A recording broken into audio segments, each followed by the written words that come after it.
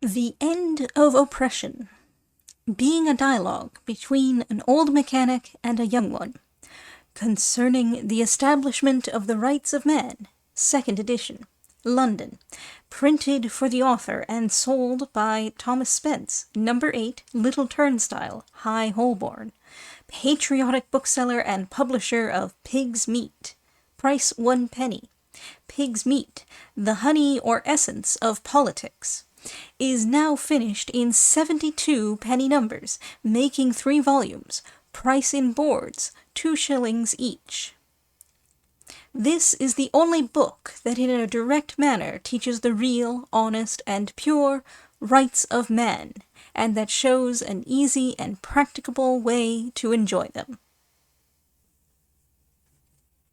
The End of Oppression.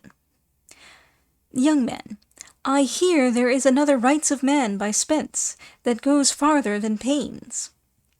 Old man. Yet it goes no farther than it ought. Young man, I understand it suffers no private property in land, but gives it all to the parishes. Old man, in so doing it does right. The earth was not made for individuals. Young man, but people of all conditions have been so accustomed to think that the completion of all earthly felicity consists in the possession of landed propriety, that it is not likely they will generally be brought to give up the darling hopes of one time or another possessing a snug estate. Old man, it is true, if there were no injustice attending the state of a landlord, it is the most desirable and enviable state in the world, even infinitely more so than that of a king, or any placeman or pensioner whatsoever. Young man, it is indeed. Everybody knows that well. For the landlord is entirely supreme, independent, and arbitrary, in his own domains, hence the title lord, and nothing binds him but his own leases, which he for his own interest grants. He is in no danger of losing his revenues, for he pays himself in a most haughty and lordly manner, without process, and without hardly condescending to ask. And when his rents are brought to him on the very hour they are due, his dignity will not permit him to be thankful. Old man, why, I find you are at least half a Spensonian. You understand something of the nature of the enemy, and I dare say we shall not differ much in opinion. Young man, I have heard, read, and seen enough of their oppressions to make me wish them at an end, if possible. Old man, whether it be possible we shall see by and by. But for the reasons before mentioned, unless it be necessary that there should be in a state freemen and slaves, lordly men and mean men, landlords cannot be suffered. Young man, but most people believe it would be unjust to deprive landed men of their property, as many of them have purchased their estates.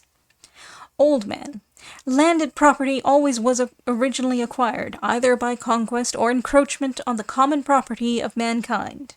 And as those public robbers did never show any degree of conscience or moderation and enslaved for ages, should in the day of reclamation, through an effeminate and foolish tenderness, neglect the precious opportunity of recovering at once the whole of their rights.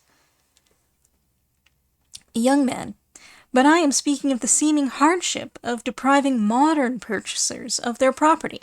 Old man, those modern purchasers are not ignorant of the manner in which landed property was originally obtained, neither are they sorry for it, nor for any other imposition by which they can get revenue, and every one knows that buying stolen goods is as bad as stealing.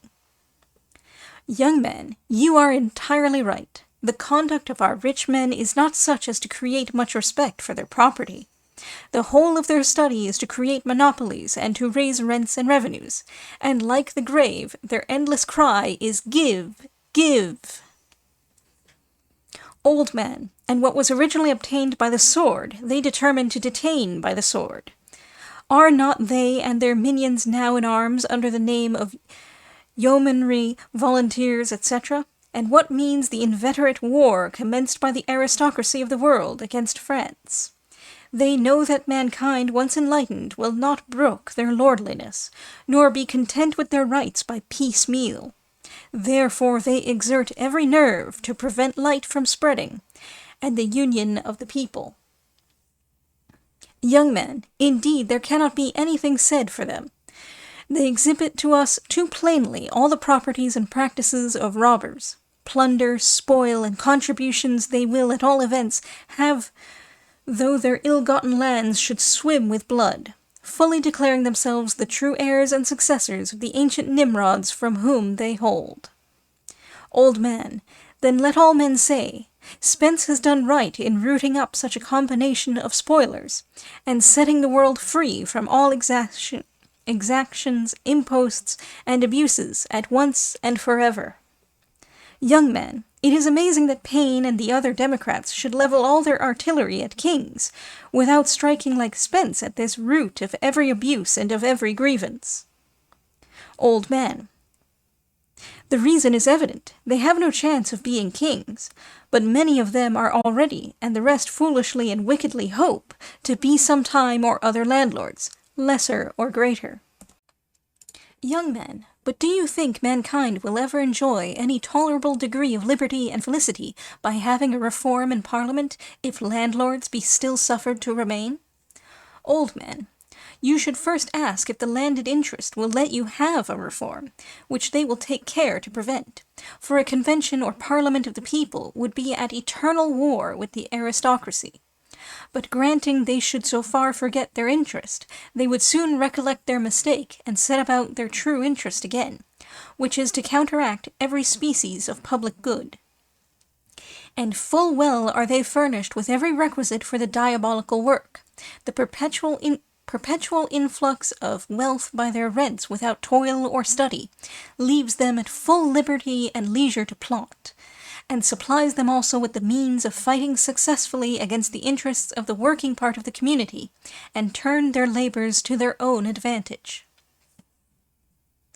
Young men, yes, it is natural to expect that whether in the legislature or out of it, their whole study will be, under every kind of government, to increase the prices of what their estates produce, that their rents may rise. What shall we then account such a body of people, whose interests are only their own, and so opposite to all others, but a public enemy, a banditti that must always be watched and sometimes resisted? Old man, there you are wrong with your watching and resisting. Who is to watch and resist? Must not all the rest of the world do something for their bread? And are they not disarmed by the game laws, awed by the military, and by monopolies, state tricks, rents, and taxes reduced to continual drudgery and starvation? How many days do you think such a brood of beggars could maintain themselves in a state of insurrection against their oppressors? They must away to their work again. The cries of the famished families break up their campaigns before they are well begun, and they must again return to the yoke, like other starved animals, for mere subsistence. Young man, O hopeless state of mankind! Old man, no, it is not yet hopeless, though the enemy like a numerous army be garrisoned and quartered everywhere among us, and have all the strongholds, all the arms, and every advantage that triumphant and cruel invaders could wish for, yet will a true and universal knowledge of Spence's plain and simple system overturn them, and sweep all their greatness and lordliness away in one day, and leave the world in perpetual and perfect peace. Young men, some seem to apprehend the mismanagement of the parish revenues, and so discourage people from thinking of that system.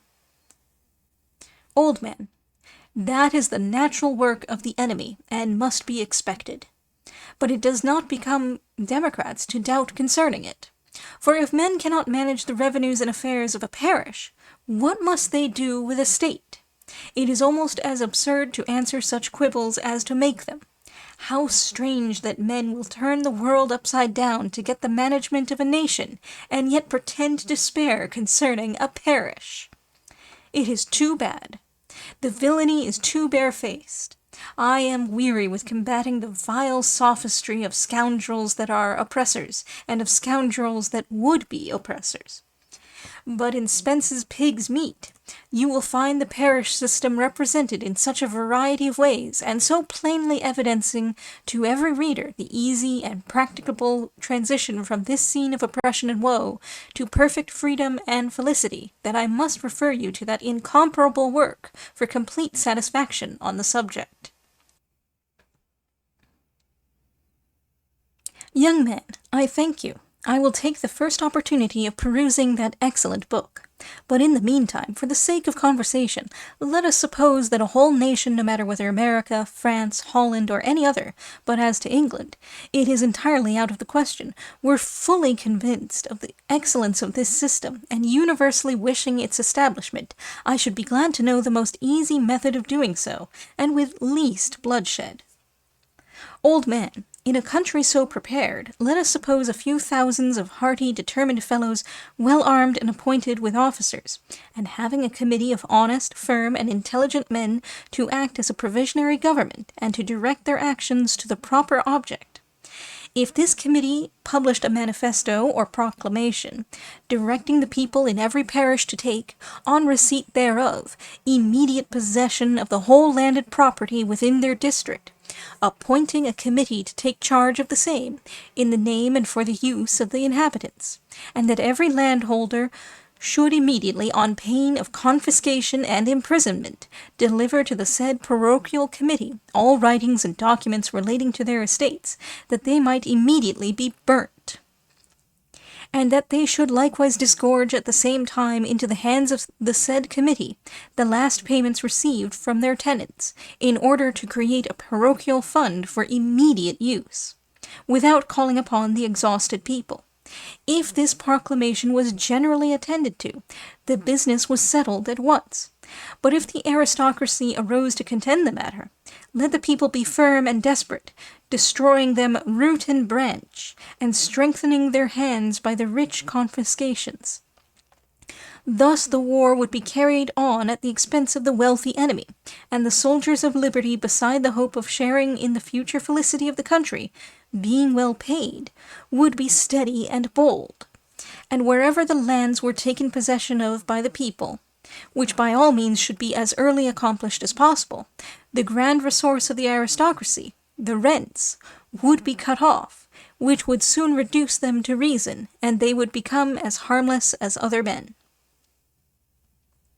Young man, if people could but thus become honest and wise enough to cut off at once the resources of the enemy, they might soon get rid of oppression. But it is a pity they do not perceive the immediate and inexpressible blessings that would infallibly result from such a revolution. Old man, the good effects of such a charge would be more exhilarating and reviving to the hunger-bitten and despairing children of oppression than a benign and sudden spring to the frost-bitten earth after a long and severe winter. Only think of the many millions of rents that are now paid to those self-created nephews of God Almighty, the landed interest, which is literally paid for nothing but to create masters. I say, only think of all this money circulating among the people, and there promoting industry and happiness, and all the arts and callings useful in society. Would not the change be unspeakable? This would neither be a barren revolution of mere unproductive rights, such as many contend for, nor yet a glut of sudden and temporary wealth as if acquired by conquest, but a continual flow of permanent wealth established by a system of truth and justice, and guaranteed by the interest of every man, woman, and child in the nation. The government also of such a people could no longer be oppressive. The democratic parishes would take care how they suffered their money to be lavished away upon state speculations, and their senators, who could not be men of landed property, would be found to be much more honest and true to the services of their constituents than are nowadays so much boasted gentlemen of independent fortunes.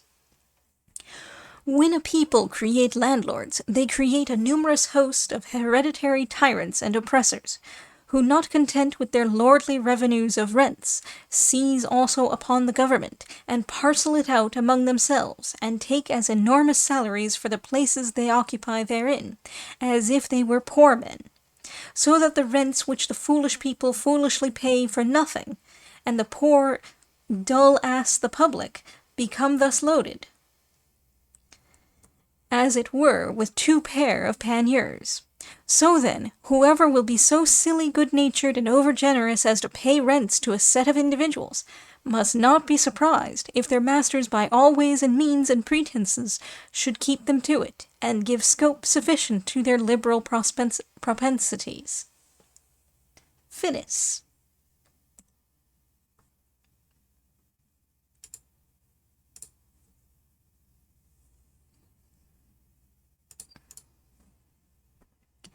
A song, to be sung at the end of oppression, or the commencement of the political millennium, when there shall be neither lords nor landlords, but God and man will be all in all. First printed in the year 1782. Tune, God Save the King.